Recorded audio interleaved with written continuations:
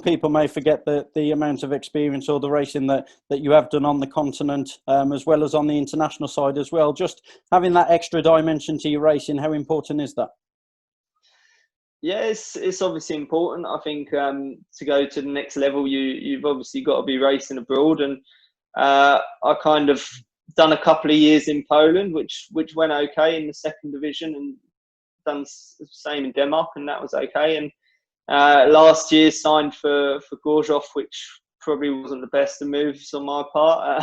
I had everything out there and didn't really do many meetings. I think I've done 2 or 3 meetings. I've done more open meetings in Germany than what I did in Poland, which was frustrating. So decided to drop back down again this year with Rzeszów in the second division, and basically start off from the bottom and try and work my way back up.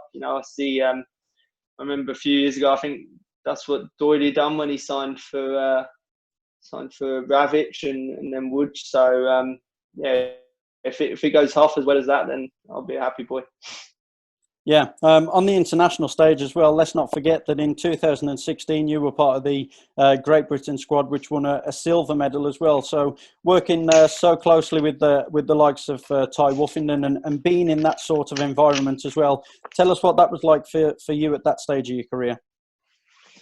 It was good. Obviously it's good. It's always, I didn't get a ride, and luckily we didn't need to get a ride because they were riding really well. So. You learn a lot being around those guys. I've been pretty lucky, the last 2 of the last 3 years I've had, Doily and Batch and, guys like Nick, you can learn off Nick and stuff like that in my team, which is, I think you pick up a lot from them without even realising you're picking stuff up from them. So it's always nice to have that calibre of rider in your team that you can learn from, and hopefully, I felt like riding with Jason last year was important for my improvement. When I was behind him, I was trying to follow him, trying to keep up with him. When I was in front of him, I was like constantly trying to put away from him, didn't really want him to pass me. So it was it's really good to be involved with guys of that level. Obviously, with the Speedway and Nations as well, making the final pick is even tougher in that current format as well. At the start of this interview, you talked about ambitions and goals that you've still got. You're still only 24. A lot of people might forget that, but you must feel like that there's still so much more that you've got to give to the sport.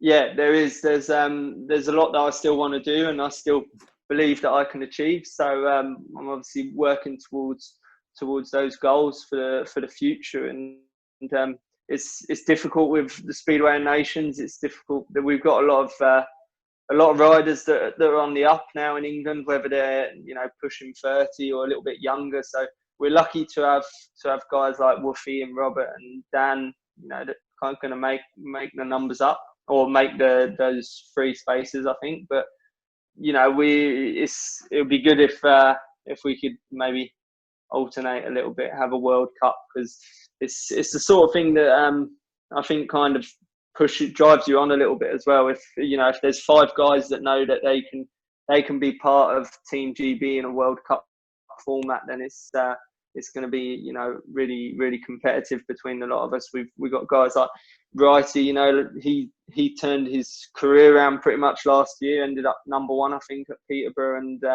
British champion, and had a good meeting at Cardiff. So it goes to show that there's a lot of English guys that aren't really thought of, but that can still do a good job. Yeah, and just finally, obviously you look around the Premiership now, Scott Nichols, Chris Harris, even Danny King as well. Obviously they've been at a consistent top level for a whole number of years now. Is that something you're aiming towards, and do you see yourself having that sort of longevity in career as well? I hope so. They've been at it a long time, and they're still doing a good job, and still considered as being fast, and which would be nice. I obviously enjoy it at the moment. If ever I'd stopped enjoying it and on like fell out of love with the sport, then I would consider changing profession. But at the moment, really enjoying it. I feel like I've still got quite a few years to give. I've had some injuries over the years, but it's nothing that could be career ending. So touch wood, I'll be there for a while. And if you can end up with, if I can end up with the same amount of British titles as Scotty, then I don't think that'll be too bad. Well, Adam, many thanks for taking time out to join us on British Speedway social media channels. Keep looking after yourself, and we'll catch you trackside very soon. Yep, thanks for having me.